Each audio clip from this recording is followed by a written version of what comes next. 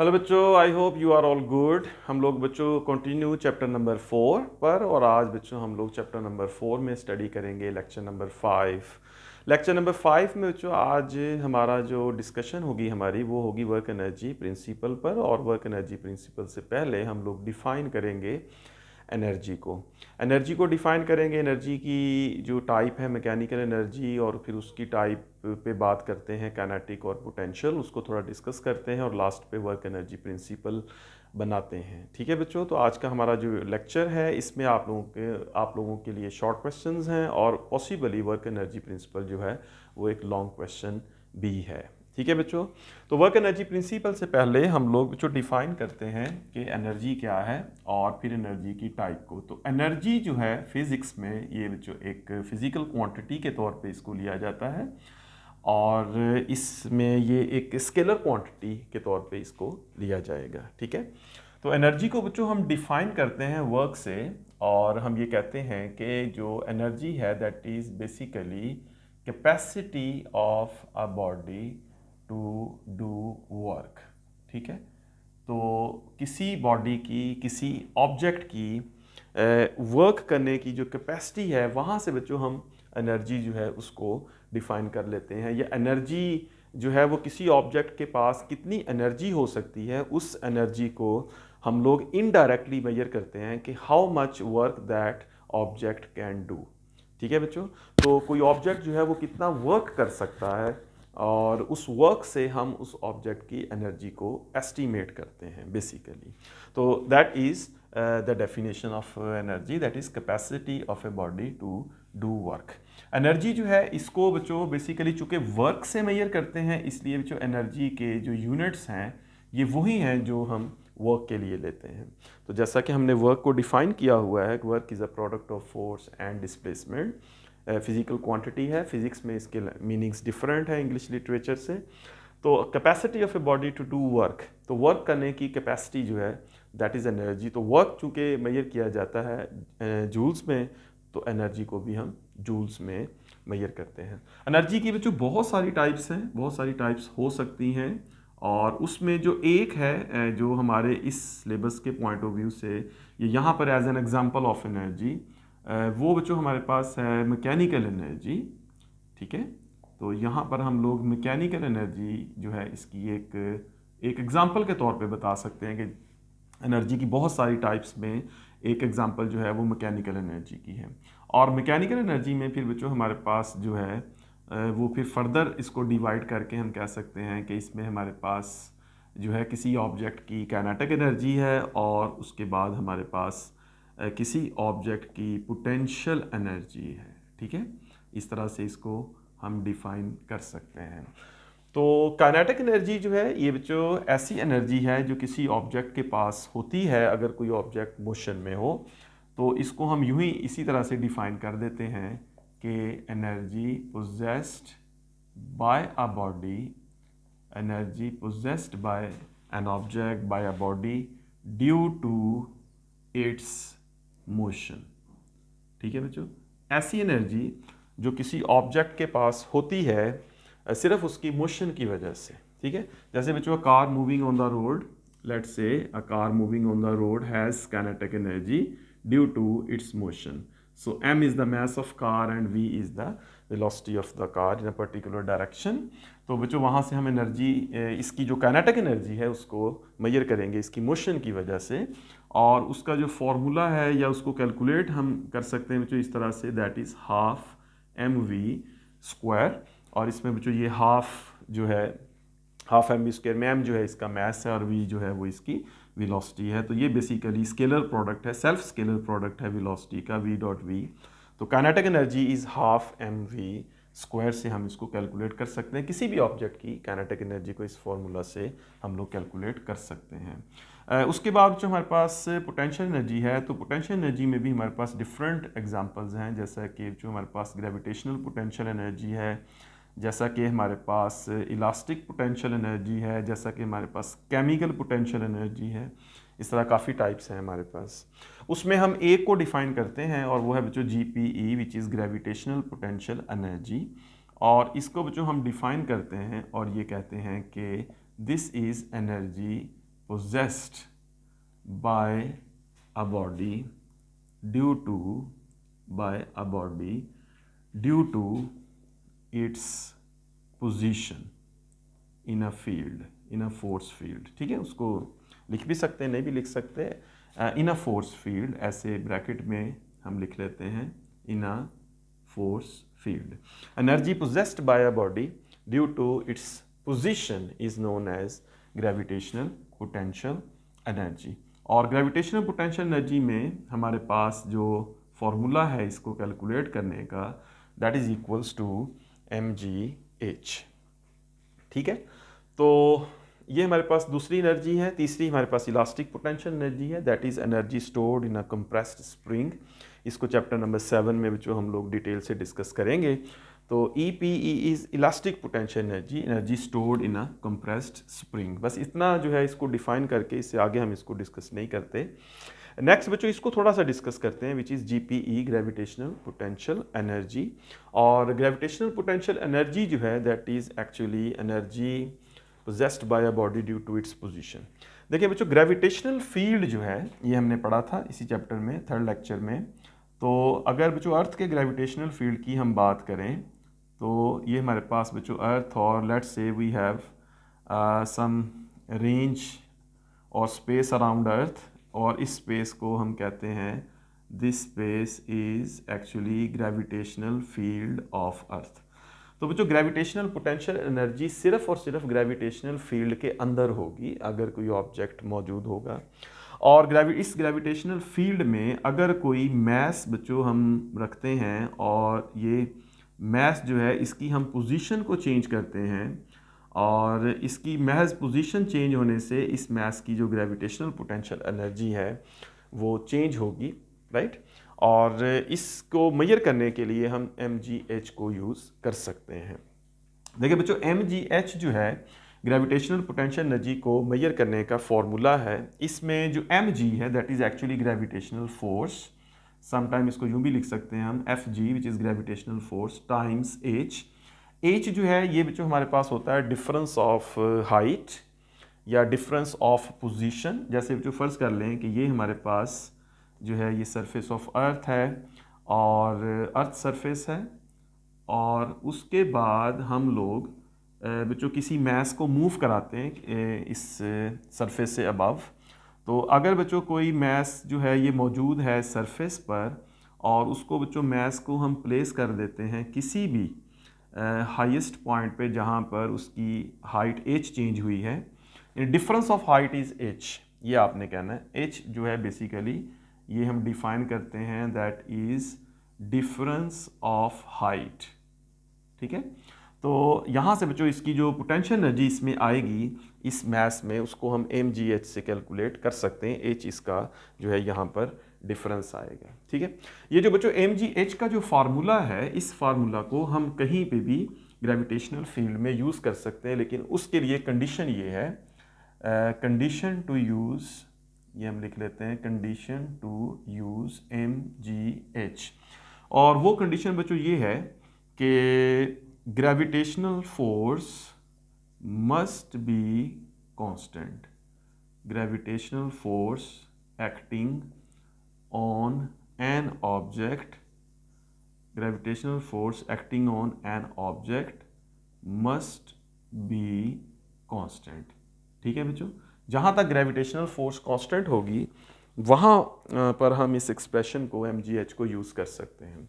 आपने बच्चों मैस को मूव करना है, फ़र्ज़ करें ये मैस बच्चों ग्रेविटेशनल फील्ड में एक जगह पे ये मैस पड़ा है, इस मैस को बच्चों एक दूसरी पोजीशन पर हमने मूव करना है। ये उसकी पोजीशन 1 है, और ये बच्चों उस मैस की पोजीशन 2 है। इन दोनों पोजीशंस के दरमियान हाइट h है, डिफरेंस h है। तो यहाँ बच्चों इस पोजीशन से, फर्स्ट पोजीशन से या इस इनिशियल पोजीशन से इस फाइनल पोजीशन तक इस मैस को मूव किया, तो इन दोनों पोजीशंस के दरमियान जो ग्रेविटेशनल पोटेंशियल एनर्जी होगी वो बच्चों हम mgh के फार्मूला से कैलकुलेट कर सकते हैं। वहाँ पर जो mg है ये फिर बच्चों होगा F के equal which is gravitational force, या बच्चों m जो है यहाँ पर ये मैस होगा, और g वहाँ पर ये ग्रेविटेशनल एक्सेलरेशन जो है उसकी वैल्यू होगी। जो वहाँ पर जी की वैल्यू है, और एच या ये डिफरेंस है। तो एम जी एच कहीं पे भी हम ग्रेविटेशनल फील्ड में यूज़ कर सकते हैं, ये बात आप याद रख सकते हैं। किसी भी हाइट पर किसी भी जगह पर हम इस एम जी एच को यूज़ कर सकते हैं, लेकिन उसके लिए शर्त ये होगी कि gravitational force acting on an object must be constant. आप high above the surface of Earth भी जाके इस फार्मूला को लगा सकते हैं, लेकिन सिर्फ फार्मूला सिर्फ वहाँ लगाएंगे इनिशियल और फाइनल पोजीशंस के दरमियान। उन दो पोजीशंस पर आप इस फार्मूला को अप्लाई करेंगे जहाँ पर जी की वैल्यू कांस्टेंट है, ये आप कह सकते हैं जी की वैल्यू सेम है, या आप ओवरऑल कह सकते हैं कि जो एम जी है, जो ग्रेविटेशनल फोर्स है, वो कांस्टेंट है। तो ग्रेविटेशनल फोर्स जिन दो पॉइंट्स के दरमियान कांस्टेंट होगी, उन दोनों पॉइंट्स पर बच्चों हम इस फार्मूला को एम जी एच को अप्लाई कर सकते हैं। एक तो ये बच्चों आपने याद रखना है, ये जो कंडीशन है ये हम इसको याद रखेंगे। और दूसरा फिर ये होगा बच्चों कि जो इनिशियल पोजीशन होगी वो फिर रेफरेंस होगी।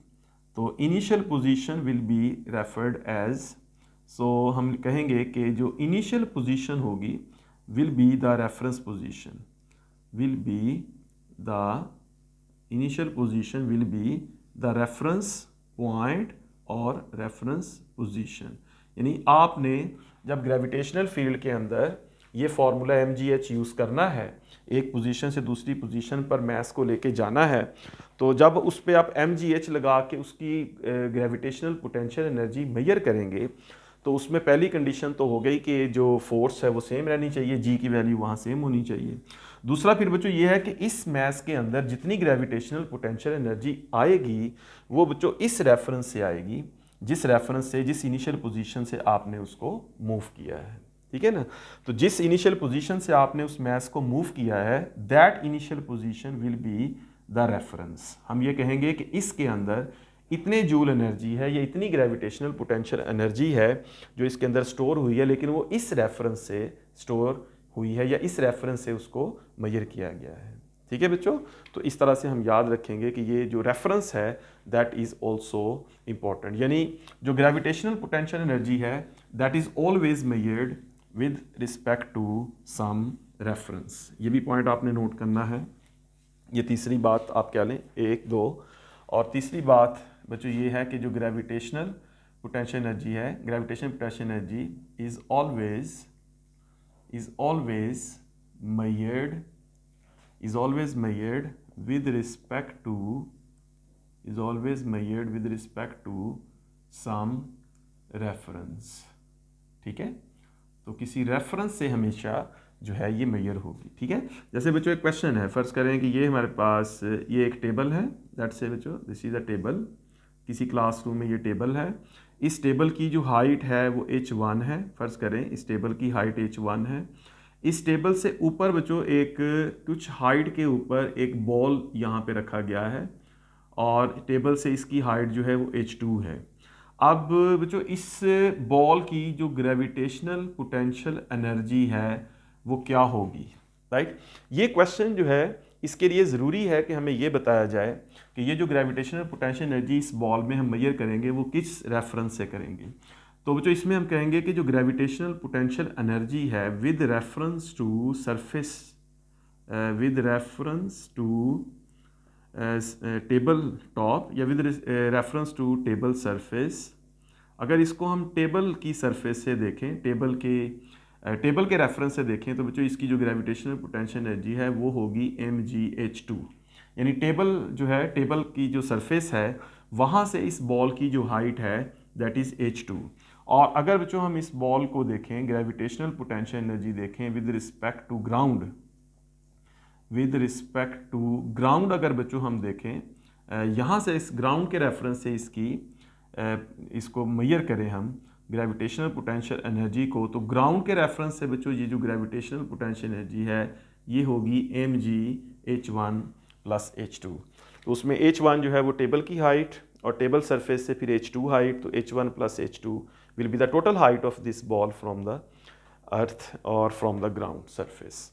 तो इसलिए बच्चों जो ग्रेविटेशनल पोटेंशियल एनर्जी है इसको mgh यूज़ करते हुए ये हमेशा ज़रूरी है ये देखना कि इस पोटेंशियल एनर्जी को हम किस रेफरेंस से मेजर कर सकते हैं। mgh को किसी भी जगह पे, किसी भी हाइट पे हम यूज़ कर सकते हैं। शर्त यह है कि फोर्स कांस्टेंट हो, वहाँ पे जी की वैल्यू सेम हो उन दो पॉइंट्स पर, और इनिशियल पोजीशन के रेफरेंस से बच्चों उसको मेजर करते हैं, और कोई ना कोई रेफरेंस जो है उसके अकॉर्डिंग हम उसकी मेजरमेंट करते हैं। जैसे अभी इस एग्जांपल में हमने देखा, तो mgh जो है यहाँ से ग्रेविटेशनल पोटेंशियल एनर्जी को मेजर कर सकते हैं। ठीक है बच्चों, इट्स क्लियर। तो इलास्टिक पोटेंशियल एनर्जी जो है that is energy stored in a compressed spring, और उस पर भी जो वर्क होगा तो उसके अंदर एनर्जी स्टोर होगी।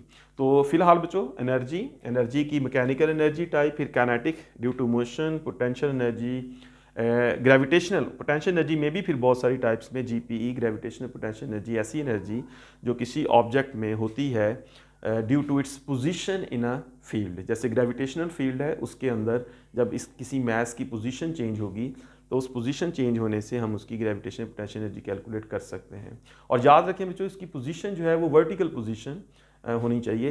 अर्थ के सेंटर से जो डिस्टेंस है किसी मैस का वो चेंज होना चाहिए। अगर अर्थ के सेंटर से मैस जो है वो पोजीशन चेंज नहीं करता मतलब वर्टिकल डिस्टेंस में, तो फिर उसमें ग्रेविटेशनल पोटेंशियल एनर्जी मतलब नहीं होगी। मतलब ये है कि अगर इस बॉल को हम इस टेबल के रेफरेंस से देखेंगे तो इस टेबल के रेफरेंस से जब तक इसकी हाइट चेंज नहीं होगी तब तक इसकी ग्रेविटेशनल पोटेंशियल एनर्जी सेम रहेगी। तो एक बॉल है बच्चों यहाँ पे, और इस हाइट को अगर हम देखें यहाँ पे टेबल के लिहाज से ये भी हाइट उतनी ही है, तो इस बॉल की ग्रेविटेशनल पोटेंशियल एनर्जी और इस बॉल की ग्रेविटेशनल पोटेंशियल एनर्जी सेम होगी with respect to the surface of the table, क्योंकि सरफेस टेबल की सरफेस से उसकी जो हाइट है वो चेंज नहीं हुई। तो इसकी पोजीशन जो है हॉरिजॉन्टल चेंज की वजह से ये H2 चेंज नहीं हुआ, इसलिए इसकी ग्रेविटेशनल पोटेंशियल एनर्जी सेम रहेगी। तो वर्टिकल चेंज आना चाहिए वर्टिकल डिस्टेंस में।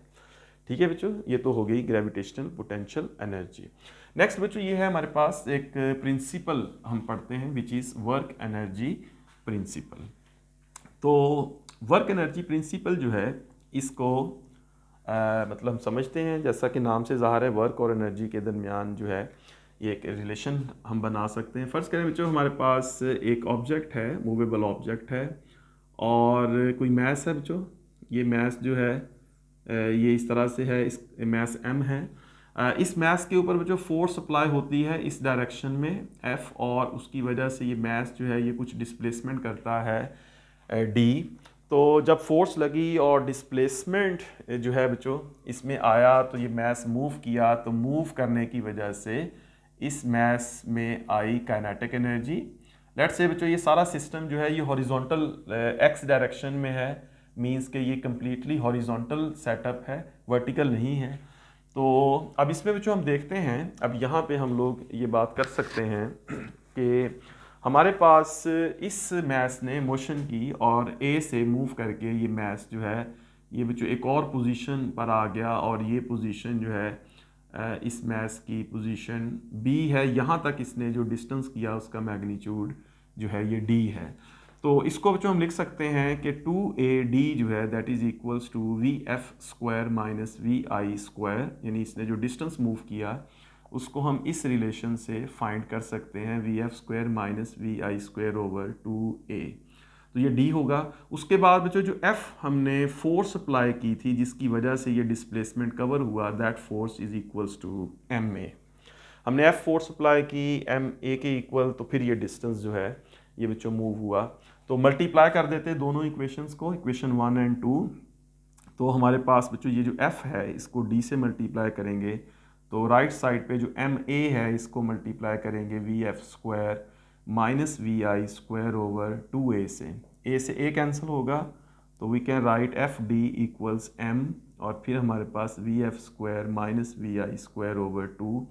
M को बच्चों हम मल्टीप्लाई कर देते हैं अंदर, तो we get MVF square minus MVI square over 2, और इसको फिर सेपरेट करके हम लिखते हैं, तो we get MVF square over 2 minus MVI square over 2।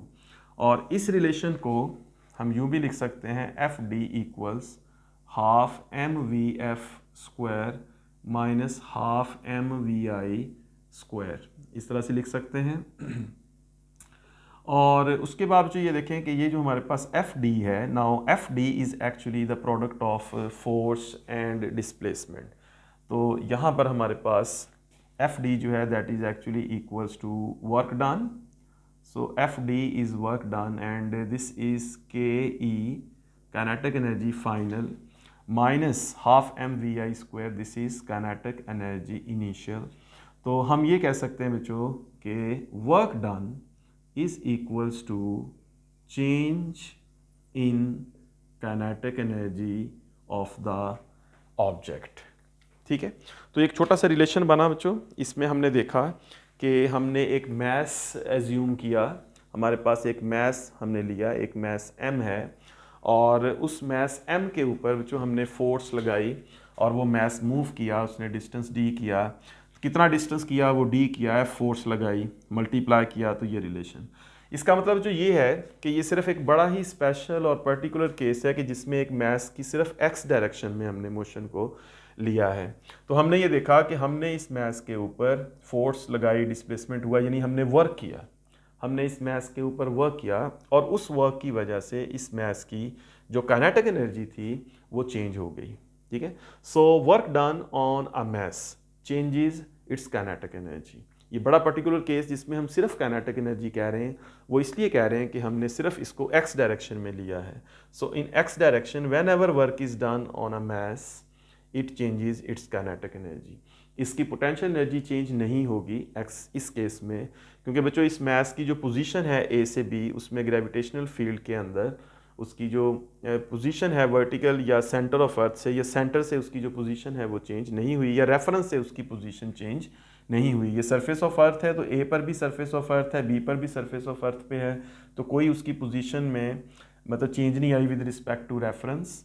तो इसलिए इसमें कोई पोटेंशियल एनर्जी में चेंज नहीं आई। जो भी वर्क किया इस मैस के ऊपर, उस वर्क की वजह से चेंज आई इस मैस की काइनेटिक एनर्जी में। ठीक है बच्चों, सो work done on an object changes its kinetic energy.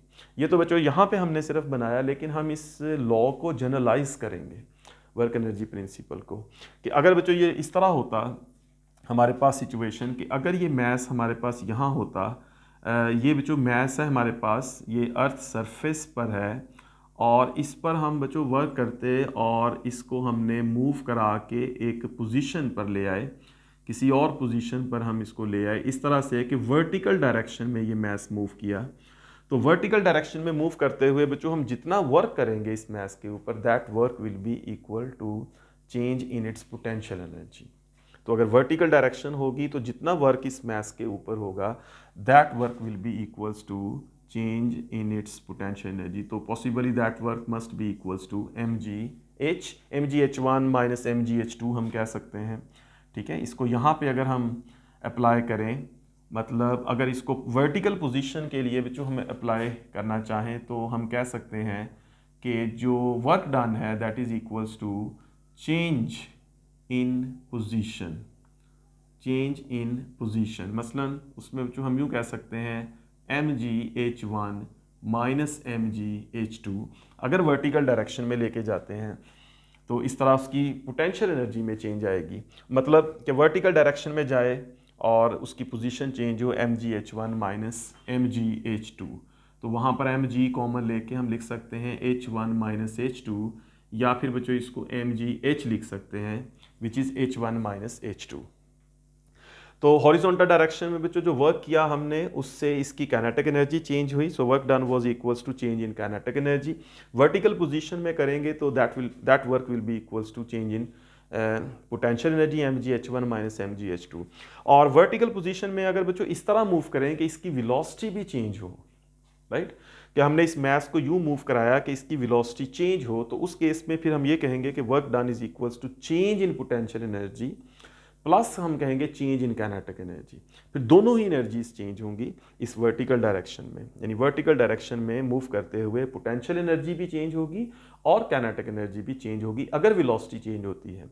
अगर वर्टिकल डायरेक्शन में इस तरह मूव कराते हैं इस मैस को कि वेलोसिटी नहीं चेंज होती, वेलोसिटी सेम रहती है, तो फिर काइनेटिक एनर्जी में चेंज तो नहीं आएगा, क्योंकि काइनेटिक एनर्जी हाफ mv² होती है, तो v सेम रहेगा, v1 और v2 सेम होंगे तो जीरो हो जाएगी, नो चेंज आएगी उसमें।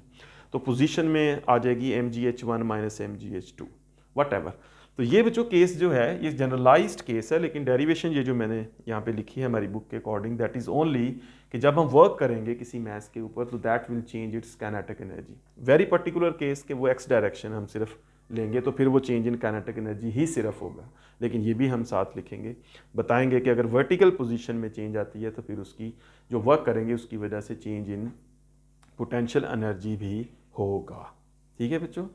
और इसी तरह से जब हम किसी स्प्रिंग को कंप्रेस करते हैं, इस लॉ को अगर हम और फुली जनरलाइज्ड करें और फिर स्प्रिंग्स पे भी ले जाएं, तो बच्चों स्प्रिंग के अंदर इलास्टिक पोटेंशियल एनर्जी स्टोर होती है, राइट। जब हम किसी स्प्रिंग को कंप्रेस करते हैं तो हमारे पास एक स्प्रिंग है बच्चों, इस स्प्रिंग की कुछ लेंथ है और ये इसका दूसरा एंड है, यहाँ पर कोई मैस है या इसका दूसरा एंड।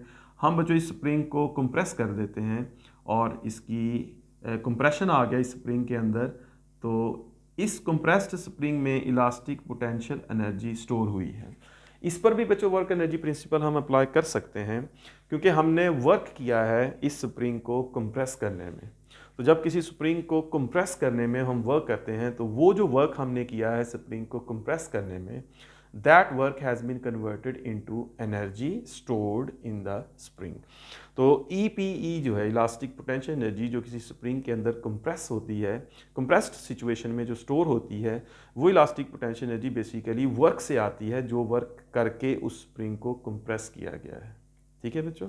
तो इस तरह वर्क एनर्जी प्रिंसिपल जो है हम इसको कहीं भी अप्लाई कर सकते हैं जहाँ पे वर्क हो और उस वर्क की वजह से किसी ऑब्जेक्ट की काइनेटिक एनर्जी चेंज हो या जो किसी ऑब्जेक्ट की पोटेंशियल एनर्जी चेंज हो। तो पोटेंशियल एनर्जी में ग्रेविटेशनल पोटेंशियल एनर्जी भी चेंज हो सकती है और पोटेंशियल एनर्जी में इलास्टिक पोटेंशियल एनर्जी जो है ये भी चेंज हो सकती है। ठीक है बच्चों। तो इस तरह से इस वर्क एनर्जी प्रिंसिपल को हम अप्लाई कर सकते हैं। ऑलराइट बच्चों, तो इस टॉपिक में आप लोगों की जो अंडरस्टैंडिंग है या आप लोगों ने जो इस लेक्चर से जो अचीव करना है, उसमें आपने एनर्जी की डेफिनेशन और एनर्जी की टाइप्स में मैकेनिकल और मैकेनिकल में काइनेटिक एनर्जी और पोटेंशियल में फिर ग्रेविटेशनल पोटेंशियल एनर्जी को लिखकर GPE उसका फॉर्मूला इलास्टिक मतलब ग्रेविटेशनल पोटेंशियल एनर्जी में mgh और mgh की थोड़ी सी अंडरस्टैंडिंग कि mgh जो है उसको हम कैसे और कहाँ इस्तेमाल कर सकते हैं, और लास्ट पर फिर ये वर्क एनर्जी प्रिंसिपल जो है ये आप लोगों ने समझना है। ऑलराइट बच्चों, सो आई होप कि इस लेक्चर से आपको बहुत फ़ायदा होगा। आपकी ये जो टॉपिक है इसको आप एग्ज़ाम के लिए अच्छा सा प्रिपेयर कर सकते हैं और इसकी जितनी भी अंडरस्टैंडिंग है उसको लेकर तमाम MCQs या जो भी क्वेश्चन इसमें से पूछे जाते हैं उसको आंसर कर सकते हैं। ऑलराइट बच्चों, तो कमेंट सेक्शन में ज़रूर बताइएगा कि इसमें अगर आपको फर्दर किसी पॉइंट की अंडरस्टैंडिंग की ज़रूरत है या आप चाहते हैं या आप समझते हैं कि कोई ऐसा पॉइंट है जिस पर अभी भी हमें जो है वो डिस्कस करना है या किसी पॉइंट को हमने अभी भी समझना है किसी और तरह से, तो वो कमेंट सेक्शन में लिख कर ज़रूर बताएं। ऑलराइट बच्चों, so thank you very much, take care, all the best.